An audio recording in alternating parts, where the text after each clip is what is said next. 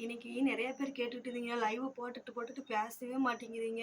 சும்மா சும்மா ஊம படமாவே ஓடிக்கிட்டு இருக்கு. என்னதான் விஷயம்? சொல்லுங்க, சொல்லுங்க, சொல்லுங்கன்ட்டு கேட்டுட்டு இருந்தீங்க. பேசுங்க, மைக் ஆன் பண்ணுங்க, அப்படி இப்படின்னுட்டு.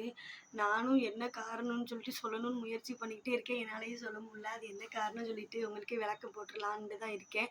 என்னன்னா, யூடியூப் லைவ் போடும்போது பாட்டு சவுண்டு கேட்கக்கூடாதான், டிவி சவுண்டு கேட்கக்கூடாதான், மொபைல் சவுண்டு கேட்கக்கூடாதான், பிள்ளைங்க அழுவக்கூடாதான், ட்ரெஸ் மாத்தாமல் இருக்கக்கூடாதான் அப்படின்ட்டு சில பல ரூல்ஸ் எல்லாம் வச்சுருக்காங்க. அப்படின்னு இருக்கப்ப நான் வந்து சிட்டிலேருந்து வில்லேஜுக்கு வந்துட்டேன்னா, கிராமத்துக்கு வந்த உடனே அங்கிட்டு பார்த்தீங்கன்னா, ஒரு பக்கம் பஜனைன்னு சொல்லிட்டு பாட்டு பாடுது. அந்தால என்ன இன்னைக்கு வந்து அம்பேத்கருடைய நினைவு நாளுன்னு சொல்லிட்டு இங்கிட்டு ஒரு பக்கம் ரேடியோ பாடுது. எடுத்தோடனே நினைவு நாளுக்கு தான் ரேடியோ ஓடிச்சு.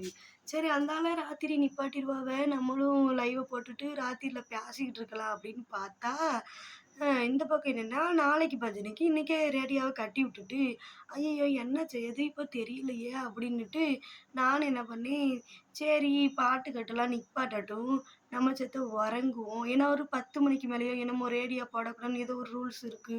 நான் சொல்றது கரெக்ட்டா என்னன்னு தெரியல. சரி நிப்பாட்டிடுவாங்க அப்படின்னு சொல்லிட்டு நானும் அந்தால படுத்தா அந்தால பார்த்தா 12 மணி ஆயிட்டு உறங்கிட்டேன். இன்னும் மணி எந்திரிச்சு பார்த்தா, ஐயோ! 12 மணி ஆயிட்டு. லைவ்ல போயிட்டு 4 பேரு வருவாவ பேசிப்போம். அது எதுக்காக நான் வாரேன் தெரியுமா? நீங்கலாம் நெனைக்கிற மாரிலாம் கிடையாது. எனக்கு ஏதோ ஒரு கவலையா கிவலையா இருந்தா சொல்லி நம்ம பேச்சு துணைக்கு ஆள் இருக்காதுல்ல.